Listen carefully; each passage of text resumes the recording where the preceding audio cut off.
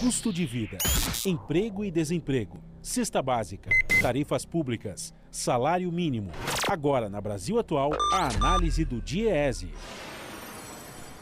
E nós vamos conversar agora com o supervisor do escritório do DIEESE em São Paulo, Vitor Pagani. Bom dia, Vitor. Bom dia, Glauco. Vitor, 2 estudos, um feito pela Tendência Consultorias e outro pela MB Associados, apontaram aumento da pobreza e da miséria no Brasil. A pesquisa da Tendências mostra que mais da metade da população está nas classes D e E hoje, que são as classes ali que têm no máximo R$ 2.900 de renda domiciliar. E o estudo da MB Associados mostrou ainda que a percepção da miséria cresceu em quase todas as capitais contempladas na pesquisa. Bom, nós temos vários outros dados, inclusive que nós temos discutido aqui no espaço do DIEESE, mostrando, evidenciando o aumento da pobreza e da miséria do Brasil, mas esses dois, mais uma vez, trazem dados e trazem, inclusive, dados de não só os reais, como também aqueles de percepção das pessoas em relação à piora da situação nos últimos anos, Vitor. Com certeza, Glauco. A questão da percepção, acho que qualquer pessoa que anda pelas ruas, pelo centro das cidades, principalmente, tem, né, essa percepção de aumento da miséria, né, aumento das pessoas em situação de rua. Então, isso está... todo mundo vê, né? Assim, a gente percebe isso com muita facilidade, né? E os dados da pesquisa da consultoria Tendências, né, que são baseados na pesquisa nacional de amostra por domicílio do IBGE, a PNAD, mostram também esse empobrecimento da população brasileira, né? Então, a gente vê mais da metade, né, 50,7% dos domicílios brasileiros nas classes D e E, né, que são aquelas com renda domiciliar abaixo de R$ 2.900 por mês, né? E aí, renda domiciliar, esse critério de corte, ele independe do número de pessoas que morem no domicílio. Então, a gente sabe que as famílias mais numerosas, né, os domicílios com maior número de pessoas, eles estão ali próximos da extrema pobreza, né, considerando esse recorte de renda, né. É um dado que, se a gente for ver, ele está abaixo, né, do verificado ali em 2012, né, então há 10 anos atrás, né, e ele é resultado, Glauco, porque se a gente for olhar a série histórica, né, esse levantamento ele começa ali em 99, a gente observa que o melhor resultado foi observado em 2014, né, então foi quando houve o menor percentual de famílias nas classes D e E, né? Então, pobreza, extrema pobreza. E aí, o que ocorre a partir de 2014, né? A gente tem todo aquele processo de questionamento aquela instabilidade política, né? Que depois vem com o questionamento do resultado eleitoral e toda aquela espécie de sabotagem que o Congresso Nacional fez ao governo, né, daquele período, que resulta no golpe e depois de uma série das chamadas reformas, né, que vem aumentando aí o empobrecimento da população, né? Então, a gente vê que tem uma relação ali direta com a instabilidade política, o que mostra, Glauco, que a democracia, né, as instituições democráticas, né, a estabilidade dessas instituições, elas são um ativo da população brasileira, né, dos trabalhadores e, sobretudo, dos menos favorecidos, né, das camadas com renda mais baixa.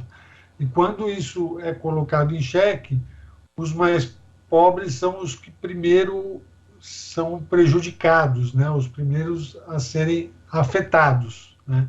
Então, isso, a gente observa essa relação aí, quando olha os dados dessa pesquisa, nesse período, né, da história mais recente. E, inclusive, Vitor, é bom lembrar isso, né? Houve, primeiro, o não reconhecimento do resultado eleitoral por Aécio Neves em 2014, a eleição de Eduardo Cunha, depois a derrubada da presidenta Dilma, com a implementação de diversas medidas, como, por exemplo, a reforma trabalhista, que prometiam uma melhora na geração de emprego e renda, o que não aconteceu. E, além de todas essas perdas, a pesquisa da Tendências também mostra que o prognóstico de curto prazo é negativo, porque, considerando algumas condições, como o reajuste do salário mínimo só pela inflação, lembrando também que a política de valorização do salário mínimo foi abandonada no governo Temer e terminou oficialmente no governo de Jair Bolsonaro. Mantida essa condição, né, as classes mais altas da população, que são apenas 2,8% do país, elas vão ser favorecidas primeiro por uma eventual retomada econômica, enquanto a mobilidade de renda de 50,7% da população das classes D e E deve ser reduzida nos próximos anos e, otimisticamente, aí só pode voltar ao patamar de 2014 em 2028. Então, é uma crise social e econômica que prejudica fundamentalmente os mais pobres, mas o mais grave, Vitor, é essa pouca possibilidade de um retorno a uma condição melhor como aquela que havia em 2014. o prognóstico, né, feito pela consultoria Tendências, ele é bem ruim, né? A gente teria a retomada daqueles patamares apenas em 2028, né? E aí, Glauco, você tocou em dois pontos que eu gostaria de destacar, né?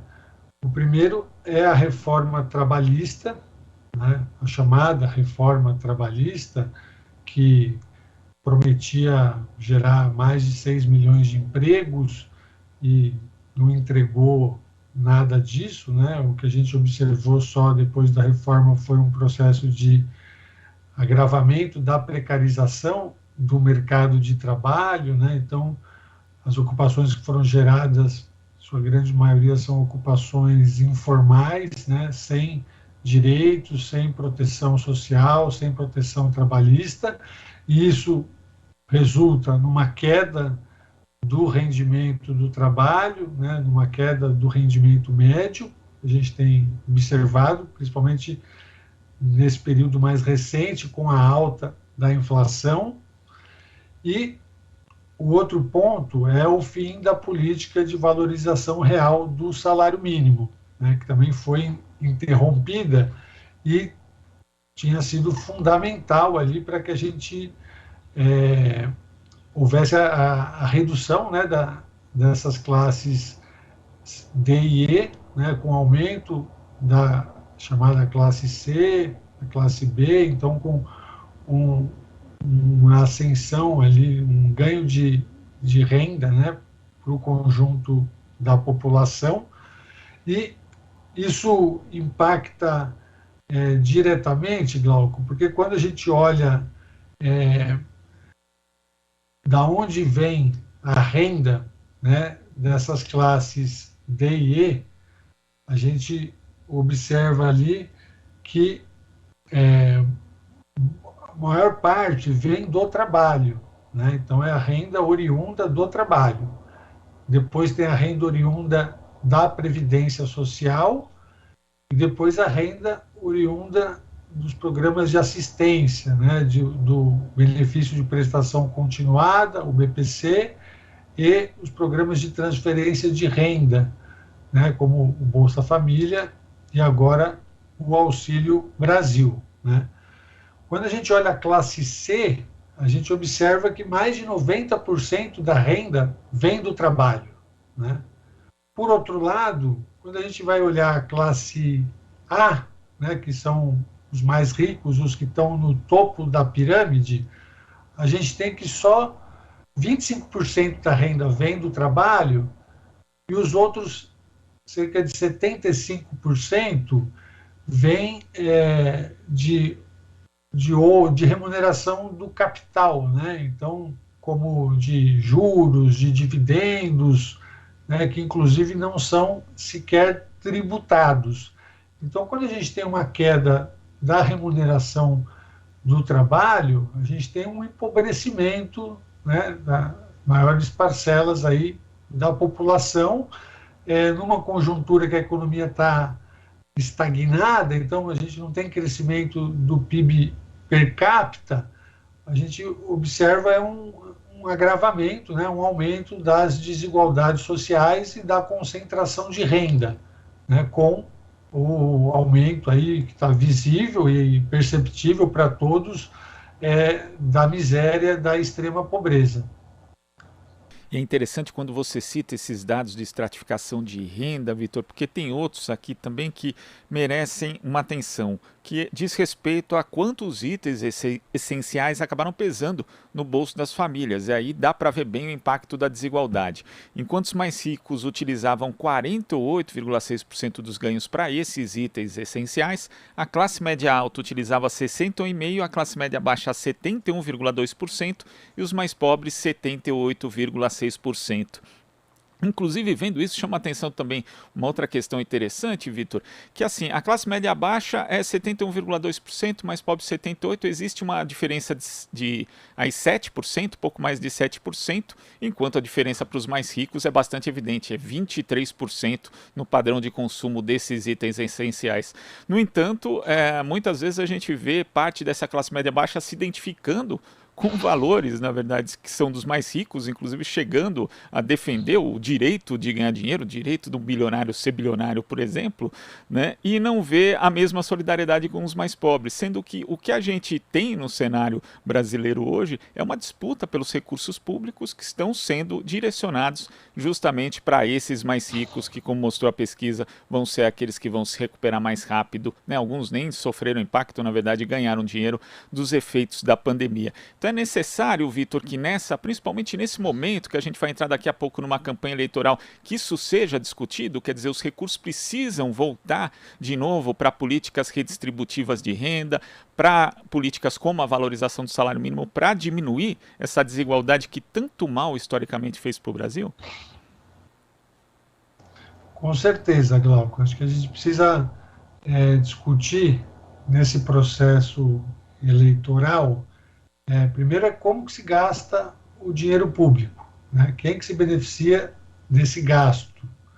Então, se ele vai beneficiar os mais pobres, né, através de programas de transferência de renda, de política de valorização do salário mínimo, da remuneração do trabalho em geral, de políticas de saúde pública, educação pública, né, todo serviços públicos que são prestados à população, né, ou se ele vai continuar beneficiando apenas os rentistas, né, os detentores de títulos da dívida pública da União, né. Então, esse é um ponto que a gente precisa atentar, como vai ser gasto os recursos. E o outro é como os recursos vão ser arrecadados, né. Então, como que vai ser a tributação? Quem que vai pagar as contribuições, os impostos, né? Os tributos, né? E de que forma que eles vão ser pagos, né? Vão ser de forma regressiva, como é hoje, em que os pobres pagam mais proporcionalmente à própria renda do que os ricos, ou a gente vai fazer uma tributação progressiva, né, cobrando mais de quem pode pagar mais, né, para poder, inclusive, isentar de pagamento quem não tem condições de fazê-lo, né, de pagar.